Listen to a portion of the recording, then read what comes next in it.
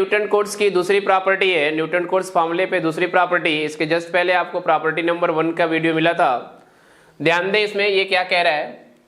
देखिए property number 2 जो थी आपके पास, वो प्रॉपर्टी अभी हम दिखा दे रहे हैं कि वो प्रॉपर्टी थी क्या। देखिए वो प्रॉपर्टी थी summation k is equal to 0 to n n c k is equal to 1। इसका सेंस है k is equal to 0 to n n c k is equal to 1। एक बार, दो बार, तीन बार, चार बार, पांच बार, सबका सम कर दे जितने बार हमको दिया गया है nc1 nc2 ncn, तो सबकी वैल्यू 1 के इक्वल होती है। देखिए वो आपको अभी हम दिखा रहे हैं इस थ्योरम में प्रूफ करके कि ये कैसे ये प्रॉपर्टी एक्ट करती है। देखिए प्रॉपर्टी नंबर 2 में जो अभी अभी आपको दिखाकर आ रहे हैं, वहां प्रॉपर्टी 2 वो लिखवाए थे आपको। उस प्रॉपर्टी में we have to prove that, हमें प्रूफ करके दिखाना है k is equal to 0 to n n c k is equal to 1। मतलब k की वैल्यू एक बार 1 रखे, एक बार 2, एक बार 3, इसको ब्रेक करे तो देखो ये हो जाएगा nc1 plus nc2 plus dot dot dot plus ncn is equal to 1। ये ले आना है आपको। ये समेशन को ब्रेक करेंगे, k इज इक्वल टू यहाँ 0 रखेंगे, फिर 1 रखेंगे, फिर n तक जाएंगे तो इसकी वैल्यू टोटल 1 के इक्वल होती है। ये प्रूफ करके दिखाइए आप। आइए थोड़ा हम लोग समझते हैं कि इसमें ये कह क्या रहा है।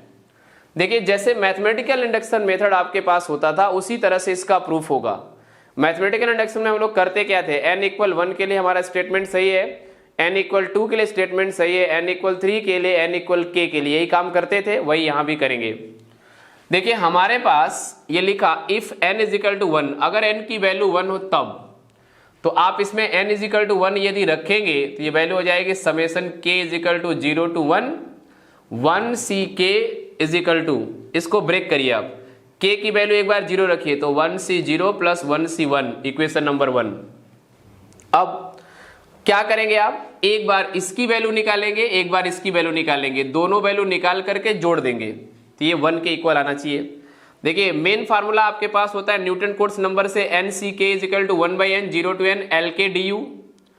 अब आप n इज इक्वल टू 1 रखेंगे तो ये हो जाएगा 1 c 0, ये 1 c 0, देखो ये वैल्यू निकालना है आपको 1 c 0, 1 c 0 is equal to, अब यहाँ पे देखिए n का मान 1 हो गया, k का मान 0, तो 1 बाई 1 0 टू 1 l0 du।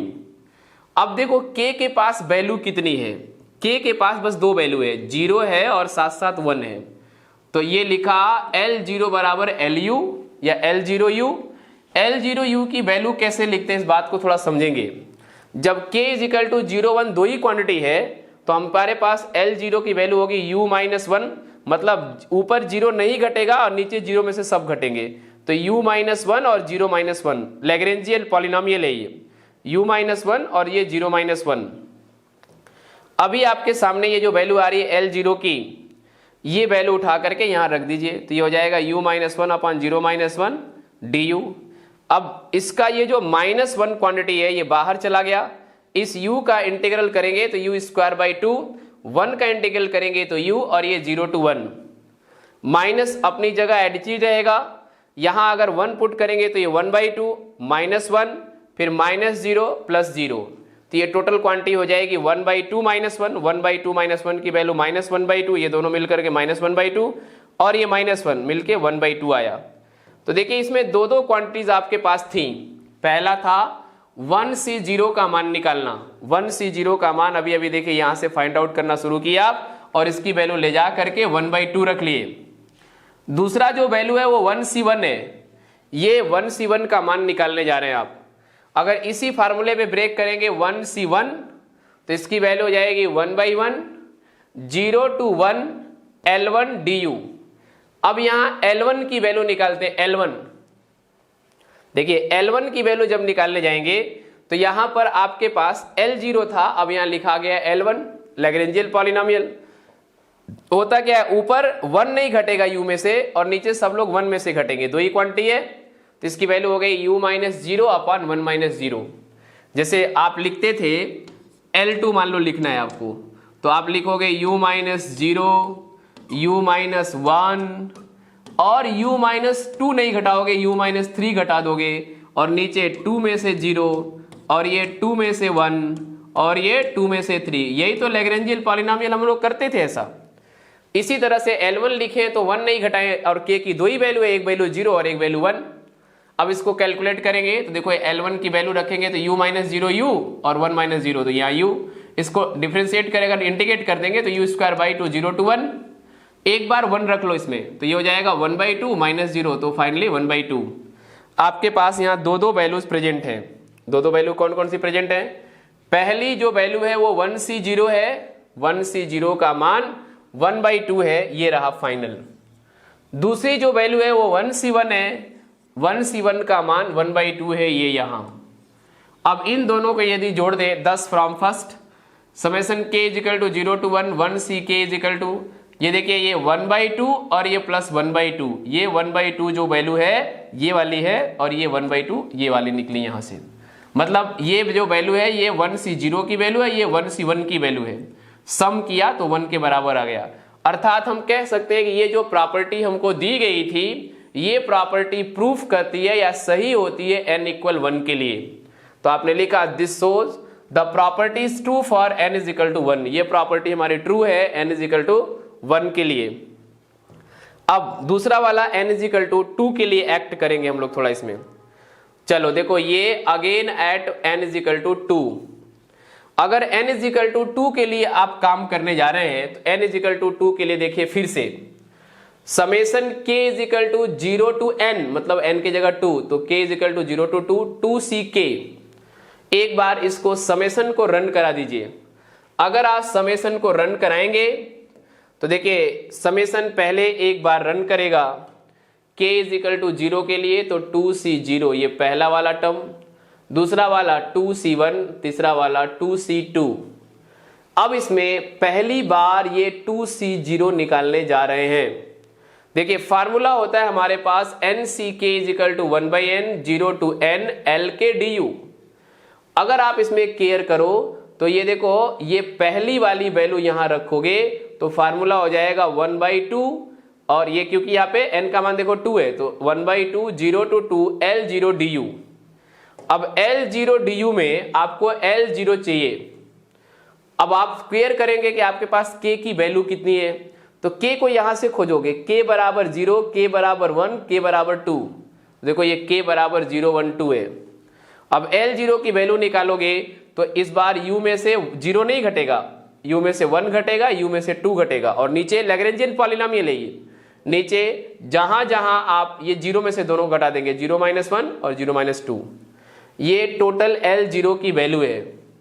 इस L0 की वैल्यू को उठा के रखो u - 1 u - 2/2 -1 मिलकर के 2 हो गया और ये देखो 0 to 2 और ये du। अब ये 1/2 और ये 2 मिलकर के ये 1/4 हो गया। इसकी वैल्यू हो जाएगी 0 to 2, इसको मल्टीप्लाई कर लो आप u square minus 3u plus 2 multiply करने के बाद ये वैल्यू आ रही है du 1/4 as it is. u square का अगर इंटीग्रेशन करोगे आप तो u³/3, u का करोगे तो u स्क्वायर बाई 2, 2 का करोगे तो इसका 2u और 0 to 2। अब आप एक बार इन सारे की जगह पे 2 रखिए, देखिए ये तीनों वैल्यू आई, एक बार 0 रखिए ये सारी वैल्यू आई।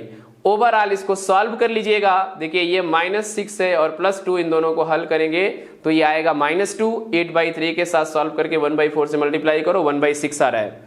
अर्थात ये देखो जो इक्वेशन स्टार सामने दिख रहा था उसमें जो सबसे फर्स्ट टर्म था उसकी वैल्यू हम लोगों ने निकाल लिया। फर्स्ट टर्म की वैल्यू आई 2c0 बराबर 1/6, एक वैल्यू आ गई। अब हमारा एम ऑब्जेक्टिव होगा इसकी वैल्यू फाइंड आउट करना। जैसे ये 2c0 निकाल लिए तो अब निकालेंगे 2c1। चलो चलते हम लोग 2c1 की तरफ कि 2c1 कैसे निकलेगा। ये देखो फिर ये फार्मूला हमारे सामने आया 2c1 के लिए। 2c1 देखो ये 2c1 की वैल्यू कैसे कैलकुलेट हो रही है। 2c1 का जो फार्मूला होगा 1/n तो 1/2 0 to n और L1 du। ये L1 की वैल्यू अगर इस बार निकालोगे तो देखो k की वैल्यू 0 1 2 है तो ये L1 की वैल्यू होगी। इस बार L1 निकाल रहे हो आप, u में से 1 नहीं घटेगा तो u में से 0 घटेगा, u में से 2 घटेगा। ये 1 - 0 1 - 2, नीचे 1 में से दोनों घट जाएंगे। अब 1/2 0 to 2 L1 की वैल्यू ये है आपके पास u माइनस 2 अपॉन -1 du।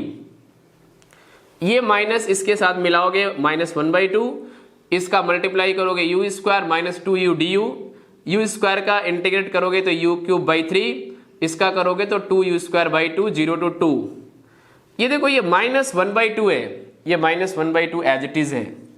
पहले यहां आप 2 रखोगे तो ये 8/3, फिर ये 2 से 2 कैंसिल होगा, फिर यहां रखेंगे तो 4, फिर -0 रखेंगे, पूरा कंप्लीटली सॉल्व करेंगे, -1/2 -4/3, 2 से 2 कैंसिल हो गया, ये माइनस से माइनस प्लस हो गया, ये वैल्यू ओवरऑल 2/3 हो गई।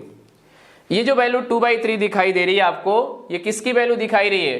2c1 की वैल्यू दिखाई दे रही है, दूसरे वाले टर्म की।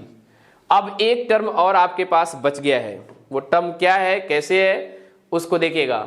2c2 थर्ड टर्म, आपके पैटर्न का third term, IM third term को निकालते हैं। ये देखो शायद इसी बोर्ड में हमारी ये प्रॉपर्टी कंप्लीट हो जाएगी। देखिए जो तीसरा टर्म था उसका 2c2 था, इसी बेस पे हम लोग 2c2 को कैलकुलेट कर रहे हैं। सिंस 2c2 बराबर 1/n तो 1/2, 0 to n L2 du। अब इसमें L2 की वैल्यू निकालेंगे, जहां हमारे पास k इज इक्वल टू है, k का मान है 0, 1 और 2। L2 निकालेंगे तो u में से 0 घटेगा, u में से 1 घटेगा और 2 नहीं घटेगा, और नीचे 2 में से 0, 2 में से 1, ये L2 है। ये देखो L2 u है, 2c2 1/2, 0 to 2, L2 की वैल्यू इसमें मल्टीप्लाई करोगे u square minus u/2 du, ये 1/2 और ये 1/2 मिलकर के 1/4, u स्क्वायर का u³/3, u का u स्क्वायर बाई 2, 0 to 2। ये वैल्यू हो जाएगी 1/4, एक बार इस पे 2 रखेंगे तो 8/3 और -4/2 तो 2, इसकी वैल्यू हो जाएगी 1/4 और ये वैल्यू 2/3। ओवरऑल सॉल्व करेंगे तो 1/6। अब आप थोड़ा कोशिश करिए, जो आपके पास प्रॉपर्टी थी k is equal to 0 to n 2ck, इसको हम लोग 1 टाइम ब्रेक किए थे, तो पहला आया था 2c0, 2c1, 2c2।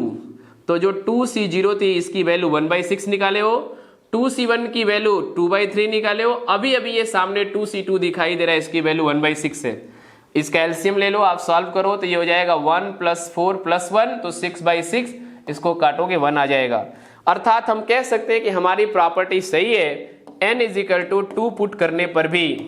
इसका मतलब गिवन प्रॉपर्टी जो हमारी दी गई प्रॉपर्टी है, ये प्रॉपर्टी ट्रू है n इज इक्वल टू 1 के लिए, n इज इक्वल टू 2 के लिए।